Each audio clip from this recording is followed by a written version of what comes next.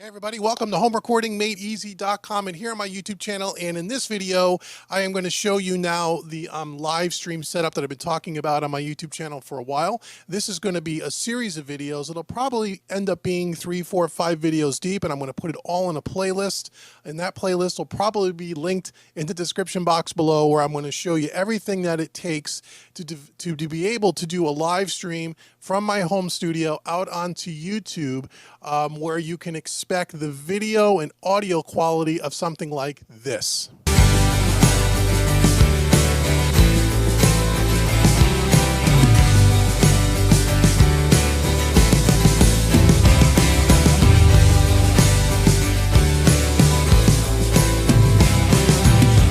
Okay, so cool. So I hope you enjoyed that little clip. That little clip is shot right from this position with all the stuff that I'm going to show you today with the audio and the video quality. So what I think I'm going to do in order to keep this as short as possible and to try to not make it too involved, I'm going to do two things. Right now you're watching me on one of the cameras, my Canon 90D, which I'm going to show you in a couple of seconds.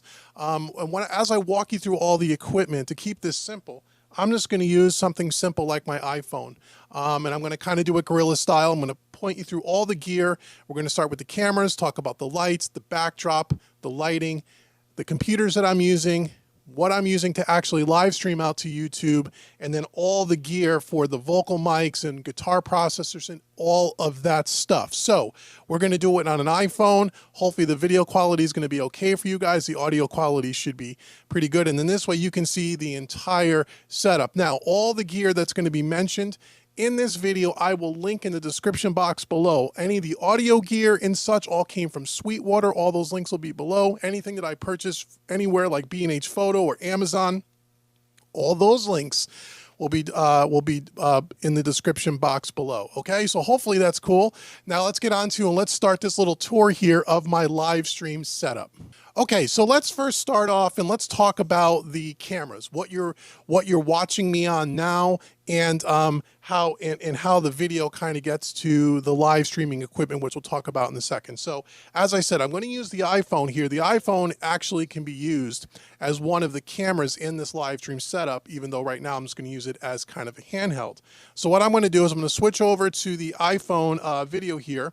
And you're going to be able to check that out. And I'm going to start with the camera that you're looking at now, which is the Canon 90D, and kind of show you how that kind of works. So let's go ahead and let's switch over here to the iPhone camera.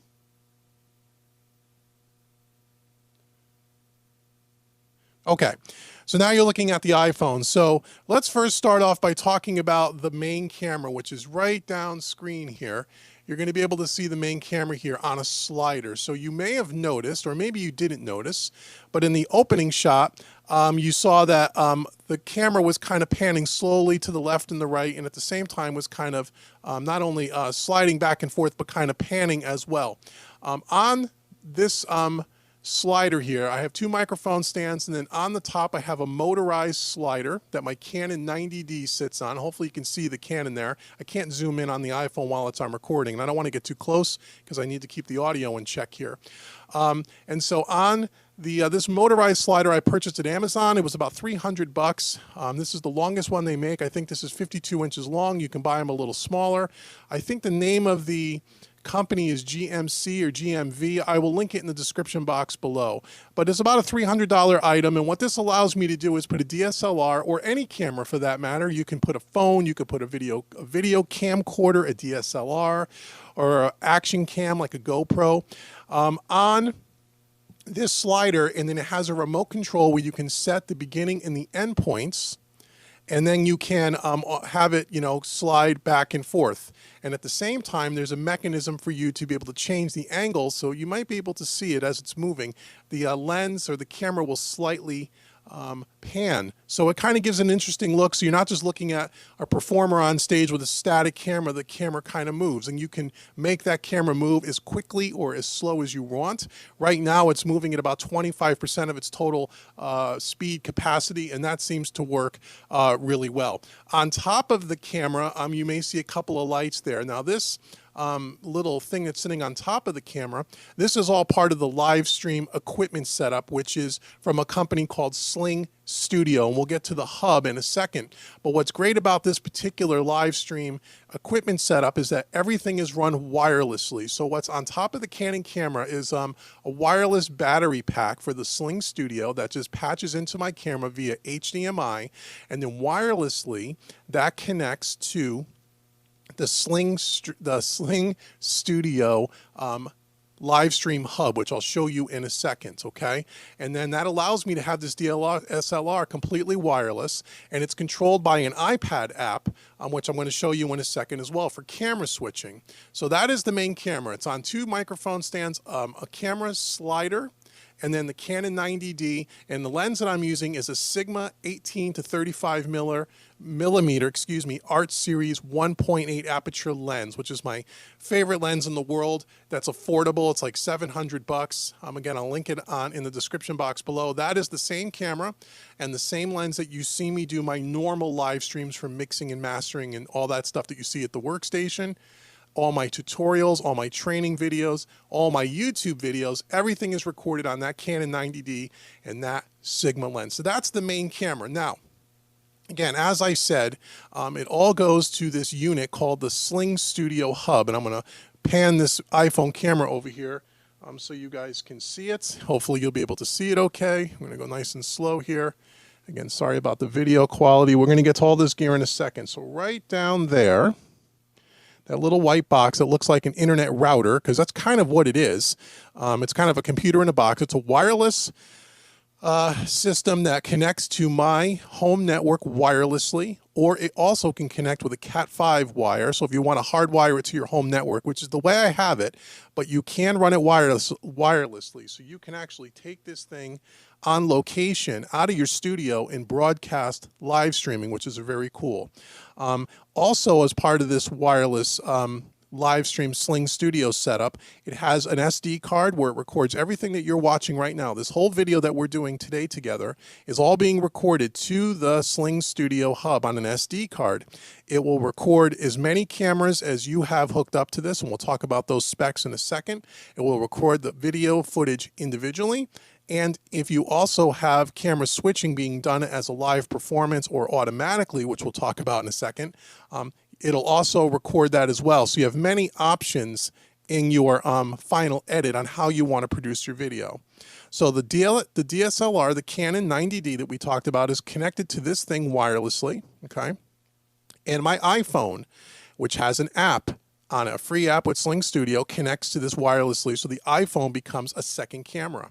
Okay, you can have up to 10 wireless devices patched into the Sling Studio hub at once, but you can only use 4 of those cameras simultaneously in a broadcast, which is overkill for me, but we'll talk a little bit more about that in a second. Okay, so that's the hub. You saw the Canon 90D with the battery pack, the wireless pack on top. My iPhone is using right now to film this part of the video. Now this all is controlled by an iPad app, which I'm going to show you right now. So I have an iPad. I know it's going to look a little weird because I'm filming a video monitor into a video monitor. Hopefully this will be good enough for you. But this is my iPad Pro, and I'm running the Sling Studio app on it. This is like a control center. This is the camera switching control software for the Sling Studio live stream setup. As you can see, this here is where you do all your live switching of your cameras. So on the left-hand side, you have the cameras that are hooked up. This is the Canon 90D on the top. This is the iPhone on the bottom that you're watching right now. In the center here, and then beneath it, you have 2 empty spots for 2 more cameras. As I said, I could run and live switch 4 cameras in the same broadcast if I wanted to. On the top screen here where you see me sitting here talking to you, that is the preview window, and then beneath it is the live window that you actually see on YouTube, okay? And so it's as simple as just, if I wanted to switch back to my camera, I can just take this and just drag it into this window, and now you'll see me back on the main camera. Okay, very, very cool. So what's great about this setup, and that's all there is to the live streaming piece of it, the hub, the Sling Studio hub, the 2 cameras, and the pack, the wireless pack on top of the Canon 90D running into the iPad app. That's all you need to make, and again, everything is wireless, not a single wire being plugged into this thing, to do a live broadcast, all being switched by the iPad app. So the reason why I chose the Sling Studio as my live stream setup, because there's lots of live stream setups, right? Most times we do live streams via a computer, and we plug our camera, a webcam, or a DSLR via a capture card into our computer. That's how I normally do my live streams. This live stream setup doesn't require a computer at all, which was important to me. When you're running multiple cameras and you're trying to do a live stream performance with multiple cameras into a computer with capture cards, your computer itself ends up becoming the weakest link in the chain. You have to deal with memory, CPU, and all of that stuff, and it can really bog down pretty well. Then you need a software to upload to the internet, something like OBS and those kinds of things. I didn't want to have to do a live stream setup where I needed to rely on a computer. I wanted to do it without a computer. That was the first reason why I chose the Sling Studio setup. So no computer is required. The only computer that's required as far as live streaming goes is if I want to use my laptop, which I'll show you in a minute, to actually see the stream on YouTube so I can see what you guys are seeing in real time. Then you would need a computer or a phone or a tablet, some way to watch yourself and kind of view it on YouTube. But the actual broadcasting piece of it doesn't need to have a computer. So that was the first reason. The second reason why I chose this particular Sling Studio setup is because I wanted it to be wireless. I didn't want cables running all across my small studio, all over the floor. And then every time I wanted to do a live stream, I had to break down and set up and get all the cables in and out. I wanted it to be wireless, and it works very, very well. I just did a live stream a couple of nights ago. You saw that clip a few seconds ago at the beginning of this video. And I've done lots of testing before that actual broadcast. And the wireless thing works beautifully. It never drops out. I never lose internet connection. It just works well with no cables. The second reason, or actually the third reason why I wanted to pick that particular setup, the Sling Studio, is because I also wanted to have multiple cameras, which a lot of live stream setups, you can use multiple cameras. But when I'm performing with my band or performing solo, I don't have the ability, if I have, let's say, 3 camera angles, I don't have the ability to switch them on the iPad app while I'm sitting here performing, right? So you would need to have another person actually running your iPad app if you wanted to switch cameras in real time. I didn't have that luxury to have a person with me all the time. So I wanted something that would automatically switch camera angles, and the Sling Studio does that. There is an automatic mode where you can set as many cameras, all 4 cameras, and you can switch between them and set the interval, the time intervals when you want them to switch. So for example, the main camera that you're looking at now and you're watching me on now is my main camera. Maybe every 2 minutes it goes to my iPhone, and maybe that's another camera angle, or maybe, and then a third camera angle every 30 seconds after the iPhone, it goes to a third camera angle, so on and so forth. And you can, and that's all customizable, and it automatically will switch like it's like someone was actually switching the cameras for you, and that is all recorded that way. So when you're done with your performance, you take your video file out of the SD card, and Sling Studio has recorded it in a few different ways, so you have options at editing. It will give you what they call the program file, which if it's doing live switching automatically, you will see that in the final product with all the camera switching being done automatically. You can also take it'll also record simultaneously into another folder on the SD card, the different camera angles. So if you have 3 cameras, you have 3 video files that you could bring into your video editing software after the fact, and you can switch multi-camera angles and manually do your editing, whatever you want to do. So it gives me a lot of options. So that's why I chose the Sling Studio as my live stream hardware, because I didn't need a computer. It was completely wireless, it's reliable, and it does automatic camera switching, and all the applications for the iPad and the iPhone are all completely free. It's nothing to pay for. The only thing that I needed to buy for it to make that Canon that you're looking at now, that wireless battery pack, that was an add-on to the Sling Studio Hub that I showed you a few minutes ago. But outside of that, everything else is wireless, and everything else was free applications, and it works very well. So that's the video side of it. So now let's talk about, for a second, the audio side of it, and I'll switch back to the iPhone here in a second. So the audio side, everything that I'm doing, I'm talking to you now, all the instrumentation, all my backing tracks, and everything that we're going to talk about as far as performing live with backing tracks, is all running through the Studio Live Series 3 mixer by PreSonus. okay? And I'm taking a separate mix, a custom mix out of the Studio Live into the input. There's an audio line input on the Sling Studio Hub, so I can have a customized mix to the input side, so whatever goes up to the internet, that mix can be completely customized from what's happening in the room. If there was an audience here, what's happening in my in-ear monitors or my other bandmates' in-ear monitors. Sorry about that. And so everything is separated, which is what I love about the Studio Live. So the Studio Live is going right into the Sling Studio. So let me show you how that works. So I'm going to switch back over to this iPhone now. Again, just by using the iPad app and just kind of dragging. And now you're back on the iPhone. And here is the Studio Live Series 3. Again, I hope the lighting is good enough. If not, I apologize. It should be okay.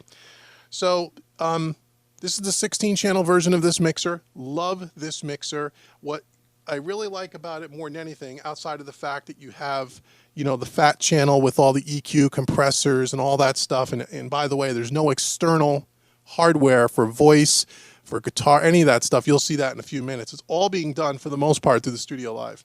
But what the Studio Live has, which makes this unique, is they have these things called flex mixes, or aux mixes. They're really called, they're aux subgroups. They're actually called flex mixes, which means a traditional analog mixer may have an auxiliary out where you can send one mix out an auxiliary to a monitor or something like that. And maybe a standard analog mixer may have, you know, 2 or 3 auxiliary outs, where the Studio Live actually has 16 auxiliary outs, 16 mono or 8 stereo pairs, which basically means you can assign anything on the Studio Live to a set of outputs and customize the mix. So for example, we're running in-ear monitors to do this. And the reason why we're using in-ear monitors is because we play to a click track and we play to a cue track. And so the audience and you on YouTube in the live stream performance doesn't hear those two things. You only hear them in our in-ears. So we have, the way we have this set up is we have 4 sets of stereo mixes. So mix 1 and 2, that is my in-ears. Mix 3 and 4 are my singer Mary. 5 and 6 are our bass player John. And then 7 and 8, which you can see is enabled right now, is the live stream setup. So the live stream mix is on channel 7, 8, and that's what's going into the Sling Studio. My voiceover right now is going into that. And I can customize the mix. So what I put out on YouTube is all customized. So I can have a separate mix for that, which is super important. And each mix can have its own EQ, its compression settings, all that stuff. So the way I'm running the Studio Live is we're only using 10 tracks, okay? So we're using an acoustic guitar, an electric guitar on channel 1, 2, a bass, vocal 1, vocal 2, vocal 3. Our tracks that come out of Ableton, which I'll talk about in a second, is on the left, right, channel 7 and 8. Our cue track is on channel 9, and our click track is on channel 10. And as you can see here, these cue track and click track are turned, the faders are turned all the way down. Why? Because I'm on the live stream setup, or the live stream mix, and I don't want you guys to hear the click and the cue, right? You don't want to hear that. But if I go to 1 and 2, this is my in-ear mix. You'll see that channels 9 and 10 have the click and the cue, right? These are motorized faders. If I go to Mary's, my singer, her in-ear mix, that's her mix, John's mix, and then the live stream mixing, you see channels 9 and 10 come all the way down, so you don't hear the click and the cue. So that is really important, to be able to control the mixes, the different sub-mixes that go to different places in the live. So the live stream has a mix, all our in-ears have a separate mix, and then the main mix out into the house, if we're playing live, is there, okay? Make sense? So that is how we run all our audio through. So out of the Studio Live into the Sling Studio Hub, that's how we're running that. Now for backing tracks, let's talk about backing tracks here. Let me just turn on my MacBook here. And, okay. So for our backing tracks, and hopefully the glare is not going to be too bad. I'm going to try to turn down the brightness a little here. So excuse me, I gotta stay on mic here. We're running everything through Ableton Live for our backing tracks. I have a few videos in this playlist, I think 3 of them, on how I'm using Ableton Live, how I set it up, how I imported the backing tracks, how I automatically play from start to finish during a performance so I don't need to touch the computer. All of that stuff is in the playlist, listed in the description box below. So go check out those videos. But everything is done in Ableton Live. And so all of the backing tracks are played in Ableton, hooked up via out of Ableton, USB-C cable into our audio interface. And our audio interface, we take the outputs of our audio interface, and that's what goes into the Studio Live. Okay, so Ableton Live is running all the backing tracks. Ableton Live is also controlling all of the lighting cues that you saw in the clip in the beginning where the lights change during different sections of the song. I programmed all those lighting changes myself. We'll talk about the lighting rig in a few minutes. But all of that is being controlled in Ableton Live as well via MIDI. And again, I have the separate videos so you can see that as part of the playlist.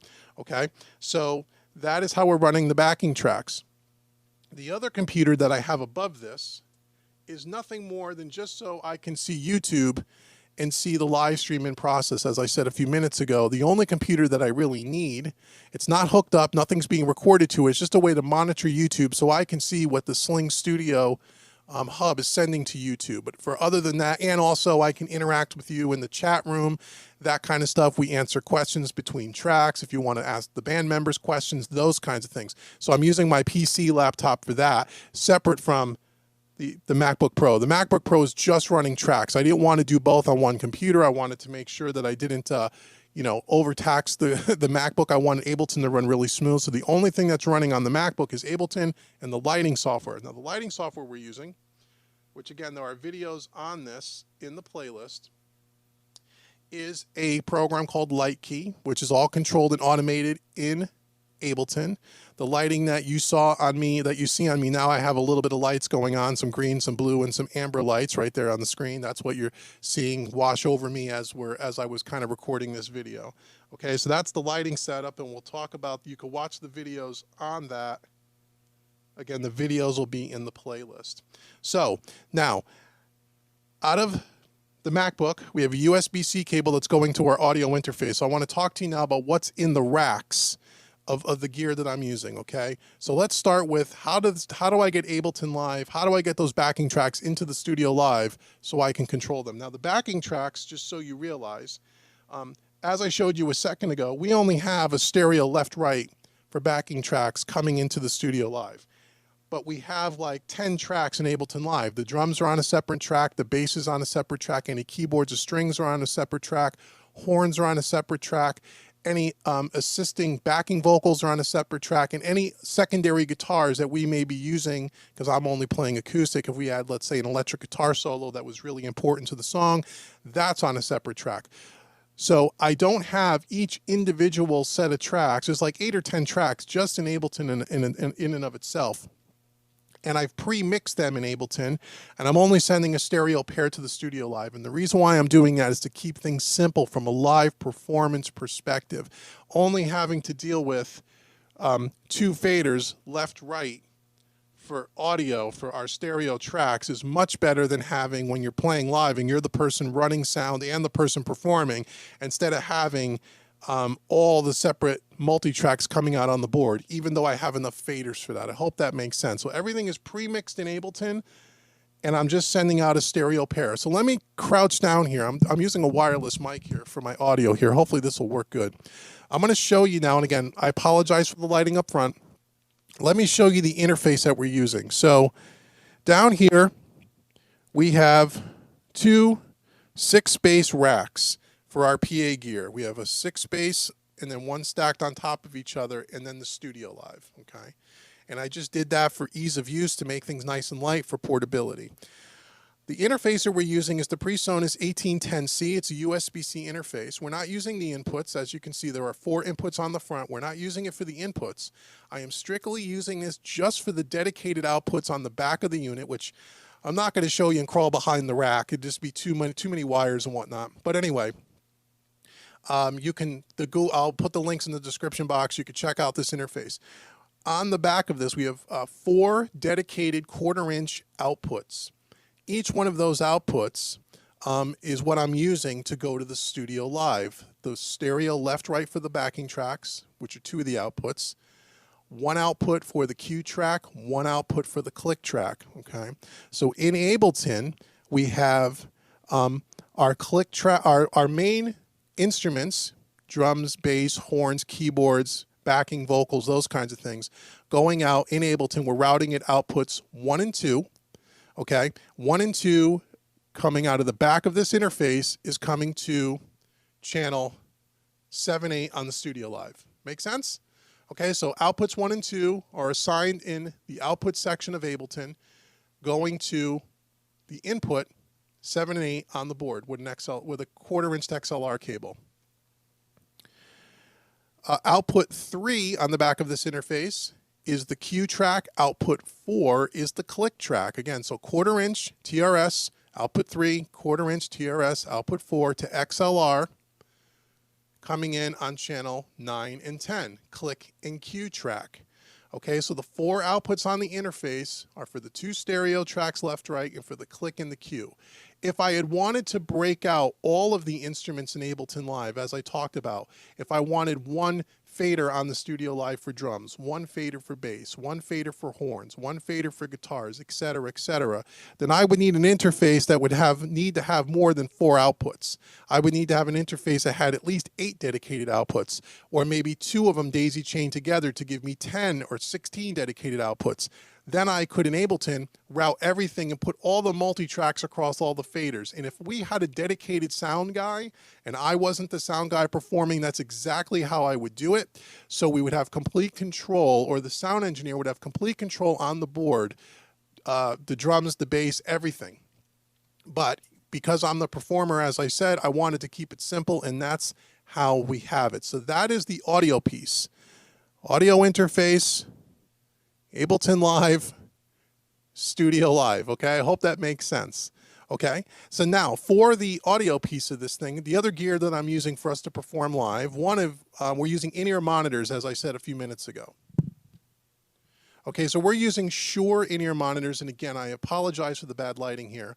We're using 3 different Shure PSM300 in-ear systems, and they're labeled in-ears 1, in-ears 2, in-ears 3, 1 for each of the performers, okay?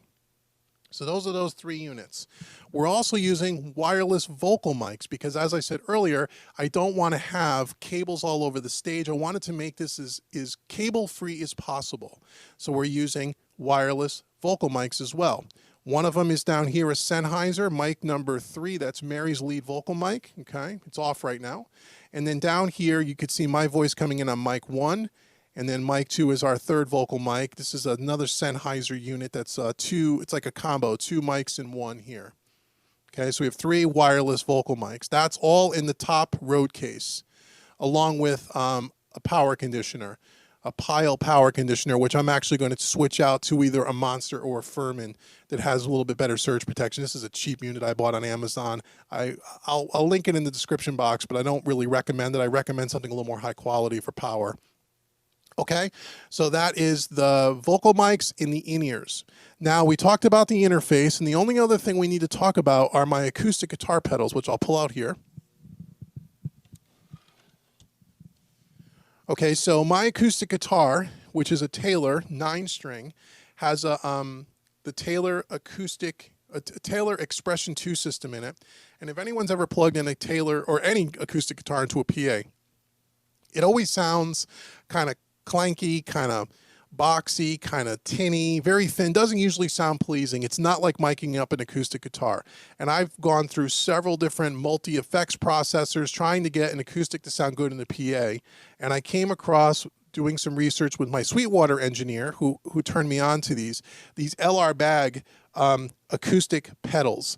These company LR Bags makes pedals designed specifically for acoustic guitar and acoustic bass, and so I'm using 3 of them. So the first one here is the LR Bags EQ, okay, to shape the EQ, and again, these are all tuned to acoustic guitar frequencies, so they're very usable frequencies. From there, I'm going to an LR Bags Reverb, and then from there, I'm going to an LR Bags Session DI, and what's great about the Session DI, it has a parallel compressor in it. not excuse me, not a parallel compressor, a multi-band compressor in it, where it has some compression, a real simple compressor to use, and it kind of, instead of compressing the whole signal, it kind of senses the frequencies that are kind of poking out and only compresses those. So you still have a very dynamic sounding acoustic guitar, but it's not very pokey. It's very evenly played. Perfect for when you're doing finger picking and those kinds of things. Also perfect for when you're doing heavy strumming. When you get a little heavy-handed, it really reins it in, but it doesn't sound compressed. And it also has a saturation knob on this thing, or control on this Session DI, and that is kind of the secret weapon of this pedal as well. The saturation adds so much, I don't know what the word is, a little bit of compression, a little bit of color. It really gets rid of all of that nasty stuff that you hear when you plug an acoustic guitar directly into a front of house or a PA system. So if you're an acoustic guitar player who plays live with a PA, if you didn't get the first two pedals, I highly recommend the LR Bag's Session DI. Again, links will be in the description box below. I think it's a $250 pedal or $300 pedal, worth every single penny. Okay, so out of that, the output's an XLR output, and that's what goes into the Studio Live. And as far as other processing on my acoustic guitar in the Studio Live, I don't think I have any. I think I have just a touch of compression just to pick up with maybe what the Session DI might have missed. But other than that, there's no other processing. So all the stuff you heard at the beginning of this video, that little section of song there, is just the acoustic guitar into these three pedals into the Studio Live with really no other processing, with the exception of on the master bus of the Studio Live, I have an SSL bus compressor, again, with maybe just compressing a dB or two, so there's no real coloration there. It's just kind of a real mild amount of compression. Okay, so that's the gear in these racks. Now, if we talk about the lighting, I'm going to go back to the other camera here. So I'm going to switch to the other camera. Okay, so now we're back on the Canon. Okay, so now let's talk a little bit about the lighting for a second. So the lighting that you see, the backdrop behind me, what I'll do is I will get the iPhone back out and kind of walk in front in a second, but the backdrop behind me you see is just a photographer's, it's a 10-foot wide by, I think it's 8 or 9 feet high, photographer's backdrop that I bought on Amazon. Again, I'll link it in the description box. It's made out of a heavy-duty cloth. It's not paper, and it's got some nice, cool, rustic colors to it. I wanted something a little interesting behind the band when we're playing, because what really is behind me is a wall with some acoustic treatment, a couple of, music posters. It just didn't look very interesting.